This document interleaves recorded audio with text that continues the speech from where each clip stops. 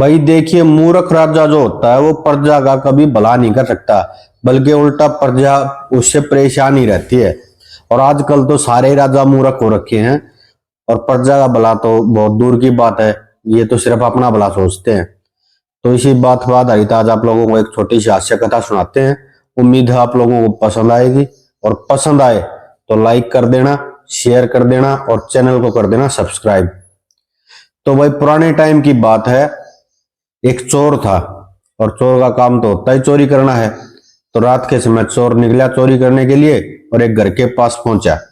और चोर ने सोचा कि भाई घर की जो है खिड़की तोड़ लेता हूं, और फिर घर के अंदर घुस के और अपना चोरी करूंगा आराम से। तो चोर ने जैसे ही खिड़की को धक्का दिया, और खिड़की इतनी कमजोर थी कि वो चोर के पैरों पर गिर गई।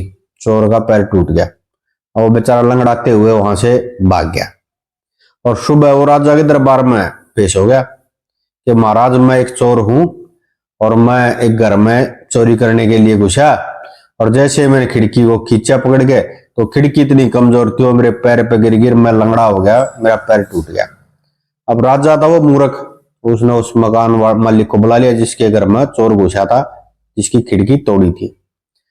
उसने सिपाहियों को कहा, राजा ने कभी पकड़ के लेगा उसको। अब सिपाही जब उसको बगैर बताए कि भाई ते क्या कसूर उतरा, पकड़ ले गए, तो बेचारा वैसे ही घबरा रहा। अब राजा ने पूछा, हाँ भाई, क्यों तना इतनी कमजोर खिड़की क्यों बनवाई कि इस चोर के पैर पे गिर गिर बेचारा लंगड़ा हो गया, जिसका पैर टूट गया।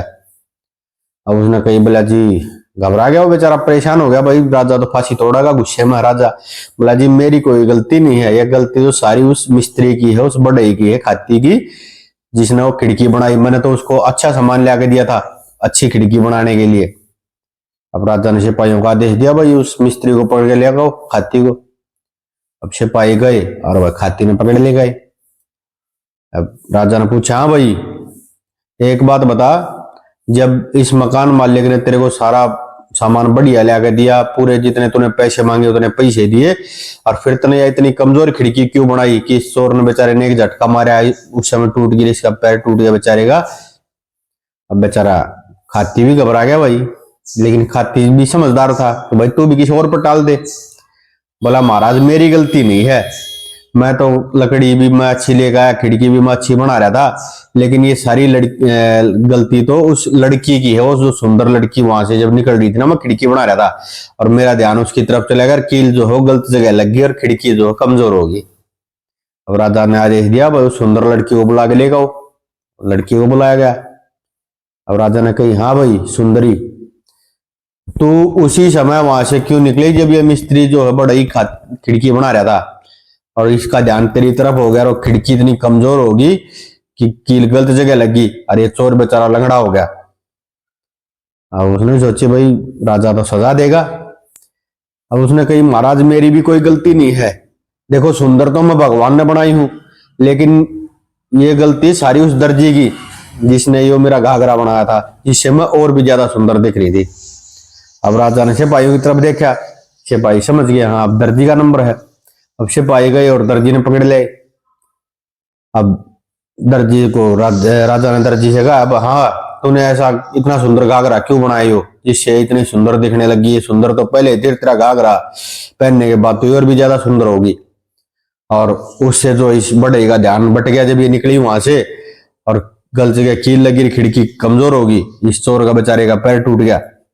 अब बड़ी वो जो दर्जी था बेचारा घबरा गया, वो कुछ नहीं बोल रहा। राजा को कही, भाई इस दर्जी को जो ना फांसी तोड़ दो, लटका दो फांसी पे। ठीक है, अब सिपाही दर्जी को लेकर चल पड़े फांसी पे लटकाने के लिए, लेकिन उस दर्जी की जो हाइट थी वो ज्यादा लंबी थी, और वो फांसी पे लटकाने में दिक्कत थी। अब सिपाहियों ने अगर राजा को बताया, महाराज ये तो फांसी पे नहीं लटकाया जा सकता, इसकी लंबाई कुछ ज्यादा ही है, और ये तो फांसी पे लटकाया नहीं जा सकता। अब राजा ने कहा, भाई मेरा हुक्म तो हुक्म है, फांसी पे तो किसी को लटकाना ही पड़ेगा, कोई छोटा दर्जी देख के लेगा, जो कद में छोटा हो उसको लटका दो फांसी। अब सिपाही गए और वो किसी छोटे दर्जी को पकड़ ले। अब उसके साथ वो और भी घने लोग आ गए, उसके यारे प्यारे चाहने वाले, जो छोटा दर्जी था उसके। और जब फांसी पे उसको लटकाने लगे, तो उनमें से एक की आवाज आई जो पब्लिक और खड़ी थी, भाई मेरे को फांसी पे लटका दो। एक ने और कोई मेरे को लटका दो। और वो धीरे धीरे सभी लोग कहने लगे भाई हमें लटका दो फांसी पे, हमने लटका दो फांसी पे, हमने लटका दो फांसी पे। अब से भाई ना राजा तो बताई, राजा बोले हाँ भाई क्या बात है, तुम सब फांसी पे क्यों लटकना चाहो हो? बोला महाराज आज का दिन ही इतना शुभ है, जो आज के दिन फांसी पर लटकेगा वो मरेगा नहीं, वो अमर हो जाएगा। अब राजा तो मूर्ख, अब राजा ने कहा मैं यहाँ का राजा हूं, ठीक है, और इतना ही शुभ दिन है तो आज फांसी पर मैं लटकूंगा, अमर मैं हूंगा, तब मैं क्यों अमर करूंगा?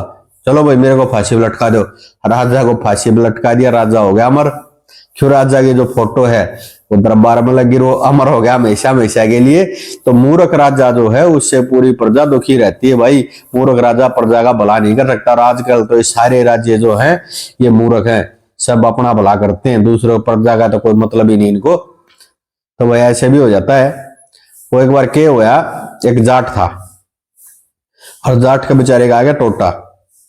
अब जाट बेचारा घूमता फिरता मरासिया में पहुंच गया। मरासिया तो भाई गाना बजाना काम जाट ने देखा, हो कहता भाई मौज हो रही है, अच्छा मांग के लिया बढ़िया तड़का लग गया है। और मरासिया तो कहने लगा भाई मन भी ले चलिया और अपनी के लिया।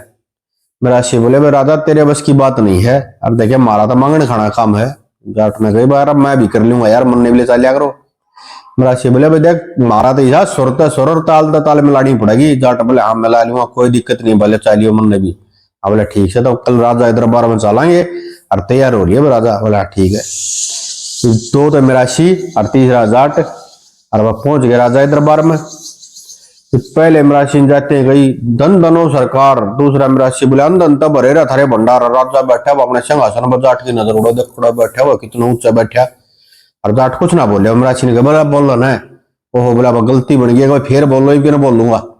वो पहले मरासी ने फिर गई बोला धन धनो सरकार, दूसरा मरासी बोला अंधन तब भरे रहा थारे भंडार। और जाट ने देखियो रो कित बैठा अपनी भाण का यार, आप भी पट्टार भाई पटवा दिए भाई। एक और नहीं है, एक जाट का पड़ोस टोटा आ गया पड़ोस में पंडित जी अगर, और जाट नहीं लगी कहना पूछते तू भी क्या मैं कर लिया करे। देखे दादा देख रोज अच्छी तो मिठाई लिया हुआ, अच्छे रुपये लिया हुआ, और भाई इनका मौज हो रही, तू भी दादा वाला काम करने लगा पंडित जी वाला। बोला फिर मैंने क्या मैं ज्ञान तक हो ना, बोले ज्ञान की क्या जरूरत है, क्या वो बता दे देख के ना, और पत्रा मैं ले दूंगी मांग के दादी दो रहे। हाँ बोला ठीक से तो ले लिया भाई। वो गई बोला दादी को पुराना पत्रा पड़ा होता देना है, वो पंडितानी ने को पुराना पत्रा पड़ा था दे दिया, ले जा बोले, और ले जाकर जाट से दे दिया, बोले ले यो पत्रा रहा और तड़के तक कर दे तैयारी शुरू अपना ठीक से। तड़को ना दोगा वो जाट ने नया कुर्ता पजामा, गले में पड़ना, माथे में टिक्कर, काख में पतरा टैंक और लेकर गया वह बढ़ गया पड़ोसी गांव में। और जाऊन तेरे बुढ़िया पेटी बोले ले रही तो इतना पतरा देख दूं। वो बोली ना दादा मारा तो सब ठीक ठाक सब मौज है, और ले छोरी का ब्याह कराया था ले ये 5 लाडू। जाट ने सोची ले भाई मौज होगी, गांव में बढ़ते हैं 5 लाडू मिल गए, तो सारा काम पड़ा है। आगे एक बुढ़िया और बैठी थी, निमले ले रही तो इतना पतरा देख दूं। निमली ना पंडित जी मारो तो सब गएंगी मौज से, सब बढ़िया है, कति जी से आ रहे हैं। बोले फिर सब गएंगी मौज से, ले देख 5 लाडू। निमली 5 लाडू क्या गए, हाँ बोले 5 लियर, कभी तो मौज थी उनने भी तो 5 लाडू दिए हैं। बोले फिर उन्होंने तो छोरी का ब्याह था, मारा के ब्याह से जाट था वो अंदर पंडित जी था कि बोलना होता। निमले बोले उन्होंने कहते ब्याह था छोरी का, मारे के ब्याह से क्या लाडू दिया। बोले क्यों फिर थारा बटे उमर गया, और न्यू सुनते रहे भाजी और सिल्लू रे पिल्लू रे जाट आ गए, और वे पद जड़ी फरसे ले गए ना, जाट नांगे आगे लिया हुआ और फेंक कर मारो जाट ने माथे में पतरा।